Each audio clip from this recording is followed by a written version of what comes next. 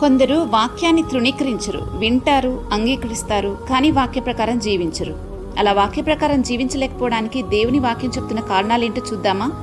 మొదటిది, మనుషులను మెప్పించే క్రమంలో ఉన్నవారు వాక్యాన్ని పక్కన పెట్టేస్తారని యోహాను సువార్త 5వ అధ్యాయం 44వ వచనంలో రాయబడింది. రెండవది, వాక్యం వింటారు కానీ దాన్ని గ్రహించినప్పుడు విన్న దానిని దుష్టుడు ఎత్తుకుపోతాడని మత్తయి సువార్త 13లో చదువుతాం. మూడవది, ఈ లోకపు చింతలు, ధనమోహాలు మనల్ని వాక్య ప్రకారంగా జీవింపనివ్వవని అక్కడే 13వ అధ్యాయంలోని చదువుతాం. నాలుగవది, అభ్యంతరాలు. వాక్యం నిమిత్తం ఏదైనా శ్రమ, కొంచెం కష్టం రాగానే వెంటనే అభ్యంతర పడిపోతాం. ఎలాగంటే పేతురు భయపడి యేసుక్రీస్తు ఎవరో నాకు తెలియదు అని అభ్యంతరపడినట్లు. ఇప్పుడు వాక్య ప్రకారం బ్రతకలేకపోవడానికి మన సమస్య ఏంటో గుర్తించాలి.